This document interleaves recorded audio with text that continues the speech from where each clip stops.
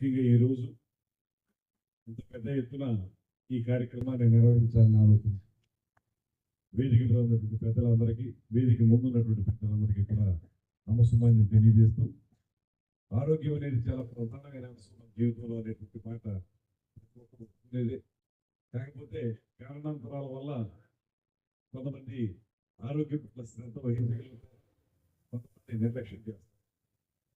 ఇవాళ ఆ రకమైనటువంటి ఆలోచన కాకుండా కనీసం తక్కువలో తక్కువ 5,000 అడుగులు ప్రతిరోజు ఒక మనిషి వేయాలనేటువంటి మాటతోటి భద్రం గారు పెట్టేటువంటి కార్యక్రమం. ఏదో పైకి రన్ లాగో లేకపోతే ఇతరత్ర పెద్ద పెద్ద కార్యక్రమాల్లో కాకుండా మన చేతుల్లో ఉన్నది, మనం చేయగలిగేది, ఖచ్చితంగా ఏ వయసు వారైనా చేయగలిగేటువంటి కార్యక్రమం 5,000 అడుగులు నడవడం. ఈ 5,000 అడుగులు నడవడం అనేటువంటి కార్యక్రమాన్ని ఒక ఉద్యమంలా చేపట్టాలనేటువంటి మాటతోటి వారు చేపట్టేటువంటి కార్యక్రమాన్ని తప్పనిసరిగా మీరందరూ కూడా సహకరిస్తున్నారు. రాబోయే రోజుల్లో కూడా ఆరోగ్యం పట్ల ప్రత్యేకమైనటువంటి ఆలోచనతో అందరూ కూడా కృషి చేయాల్సిన అవసరం ఉంది. టైం లేదు మాకు అనేటువంటిది వంక మాత్రమే. ప్రధానంగా మాలాంటి వాళ్ళం టైం లేదు అనేటువంటి మాట ఎక్కువ చెప్తూ ఉంటాం రాజకీయాల్లో ఉన్నవాళ్ళం. కానీ ఉదయాన్నే కొంచెం తొందరగా లేచి ఒక 5,000 అడుగులు వేసి ఆ తర్వాత కార్యక్రమాల్లో వెళ్తాం అనేటువంటి పెద్ద విషయం ఏం కాదు. దాన్ని పాటించాల్సిన అవసరం ఉంది. నేను కూడా ఇప్పుడు భద్రంగా చేపట్టినటువంటి కార్యక్రమాలను స్ఫూర్తిగా తీసుకుంటున్నాను.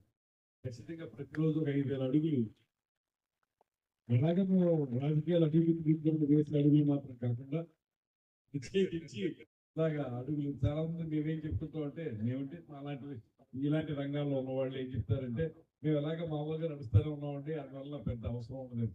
అది కాదు, ప్రత్యేకించి ఉదయాన్నే లేచిన వెంటనే ఒక 5,000 అడుగులు నడవటం అనేటువంటిది చాలా ప్రధానమైన అంశం. మన ఆరోగ్యానికి సంపూర్ణ రక్షణ ఇస్తుంది. భద్రం ఆయన మీరు ఈ మధ్యకాలంలో చూస్తుంటారు, చాలా సినిమాల్లో మంచి పాత్రలు పోషిస్తున్నారు ఆయన.